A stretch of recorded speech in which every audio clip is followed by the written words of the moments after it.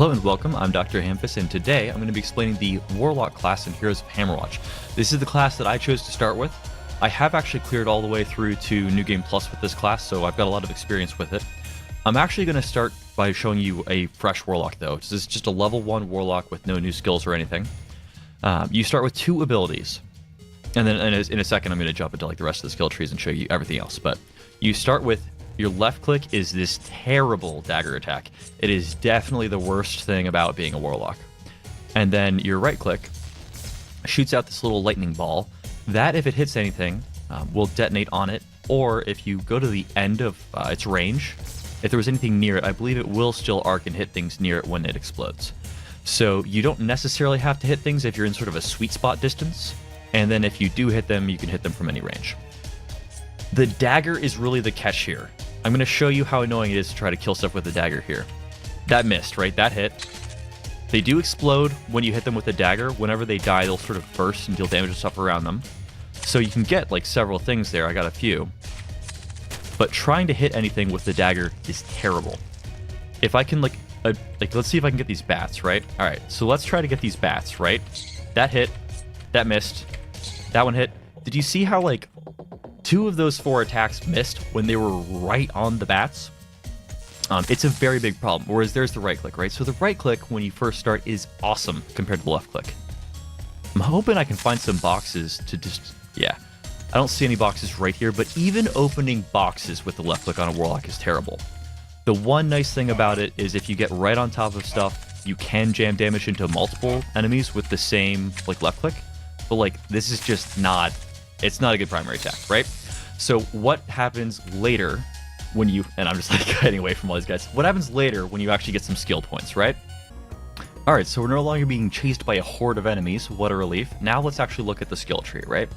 So when you start to get some points, you can unlock the other active abilities and then the 3 passives, right? It's the same on everybody. You've got 2 other actives and then 3 passive abilities you can spend in. So as far as the new abilities, first, this Summon Gargoyle here, it's a slightly misleading name. It actually gives you basically like a totem or like a bug zapper that you sort of plant in the ground. Anything that comes near it gets shocked. You'll see that in action in just a second. It's a decent ability, but I think you should actually probably prioritize Eye of the Storm, the 4th active ability. Now the catch is if you're only at tier 2, like you can't get this yet, so taking 1 in Summon Gargoyle I think is correct no matter what, but then advancing it further, I actually came back and got these ranks after I had already maxed Eye of the Storm. Eye of the Storm temporarily turns you into the bug zapper, right? You can use them both at the same time, but the advantage of putting it on yourself is that you can go chase down enemies or flee from them while they chase you, and you don't have to keep them in a very small area. So even in solo play, that's a lot better, but it's way better in teams, and we'll discuss that a bit more in a bit. Here's the 3 passives though. Blood Sacrifice is the first one. This is probably a pretty low priority one. It goes from when you first start at 20% chance to gain 1 health when you kill an enemy, all the way down to when maxed, every enemy that you kill gets you 1 health. And I think it's only on things that you kill if you're playing in groups. Pretty sure about that. The next one, Soul Sacrifice, is much better. It does mana. It starts at 100% of the time, it activates for 1, and then it just increases the mana gained each time. So this is much more impactful. And ideally you should try not to be taking that much damage in the first place, but the Warlock is absolutely going to be spending mana all the time to kill everything because the dagger sucks, so you absolutely need Soul Sacrifice. It's very important. And then Stormlash, the final passive, this is, like for endgame. All bolts of lightning have a 50% chance to trigger a new bolt of lightning, dealing 50% damage. So this sort of increases your damage by 25% because you have a coin flip odds of getting, half the damage extra. So you can look at this one as a 25% uptick in damage. When you upgrade it, it goes to 75 and 75, which is very close to 50% increased damage. And when it says lightning bolts there, all of your abilities that aren't your dagger are lightning bolts. So it's a lot more damage, but it's not any more single target damage. It just helps with groups. It is pretty helpful though, so it's a good passive to get as well. As far as how these really play out, I've never even tried upgrading the dagger. It basically increases the normal damage that you deal and the burst damage when they pop, as well as like the actual poison over time. I don't know if I explained this very thoroughly, so you deal some damage on hit with the dagger, then they get poisoned, and then if they die while the poison still is on them, they burst and deal damage.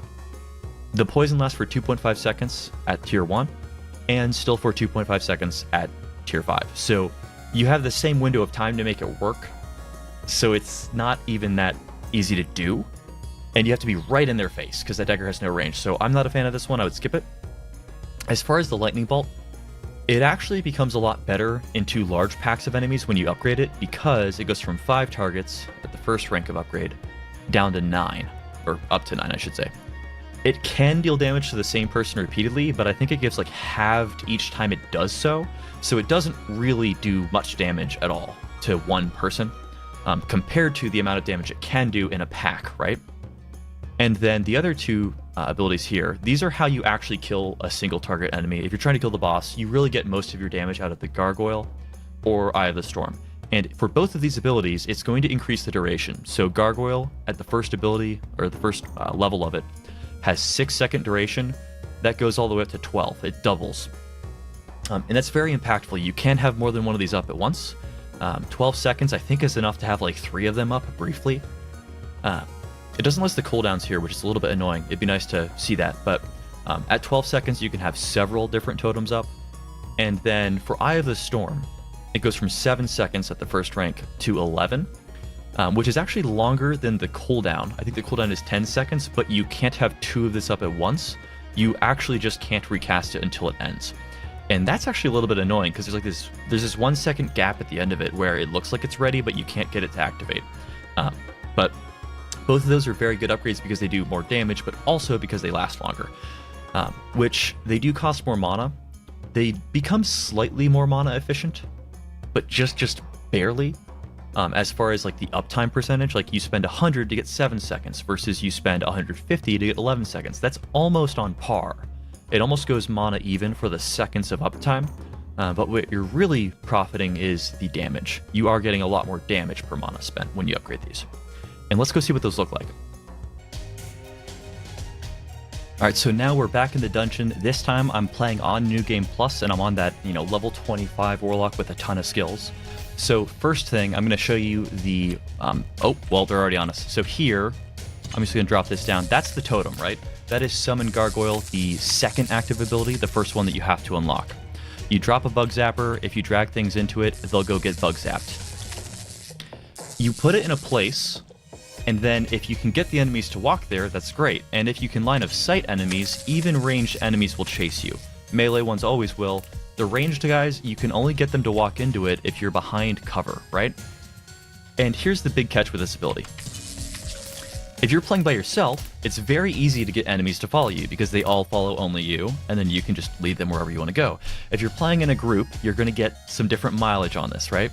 So if you're playing with buddies who you can tell to actually drag stuff into it, that's great. Hopefully you still get some mileage out of it. It'll be a little bit worse than if you were the only one kiting the enemies. If you're playing online with randoms in, just any lobby that you go join, that's great, but do expect that your random teammates are probably never going to drag anything into there ever, and you'll never get any damage out of it because your idiot teammates will just go run into the thick of things, and you'll never get anything on the Bug Zapper. Short of you maybe running through everything, and dropping it in the middle. This is such a small pile that barely stresses the point, but if you run into them and drop it, you maybe get a bit more mileage in that type of group that's sort of running through things. But what you really are going to get a lot of mileage out of is the final ability. The Eye of the Storm, or whatever it's called, it turns you into the Bug Zapper. So you can just run around the map, hazing everything. And it's awesome. And this is basically how you're going to get most of your damage playing as the Warlock. Whenever it turns off, you'll just turn it back on. You'll just run through the level killing everything. And it's great. And then because of the passive abilities, you have a bit of health regen, but a lot more mana regen to keep casting this. And in fact, the more enemies there are, the easier it is to gain mana. You can see I'm getting that 4 mana tick every time anything dies. The irony here is when you're fighting a boss, you actually can run out of mana because you don't have things to kill to get your mana back. And there you see you can drop the totem while you also are the Bug Zapper yourself. It gives you a bit more damage output, so you'll usually do that on a clump of enemies. And this will, honestly, just that strat of turning on the Bug Zapper, running around, dropping a totem, that'll get you pretty far into the game At some point, you will probably have to start trying to duck and cover. If you see me later playing Act 5 on the Warlock, which is the final act, you very much have to drop a bunch of totems and then like hide behind stuff and play it a lot slower. But up until pretty late stages of the game, you can mostly just run through stuff hosing it. And if you take some incremental damage along the way, your blood passive, whichever one it is, will heal you up. So you can mostly just run through things, which is why I like to say that playing a Warlock is almost like playing some sort of Zen game. You basically just run away from enemies and they just die chasing you, and you just sort of run through the levels. So it's great. It's a good first class to pick. You do have to get through that really awkward growing pain thing where you're just sort of this awkward starting class with this terrible, terrible primary attack. But if you get past that, and just get the first level in the totem ability, and then start going into Eye of the Storm when you get your next guild hall unlock, you'll get some pretty good mileage out of it. I think it's a pretty good class.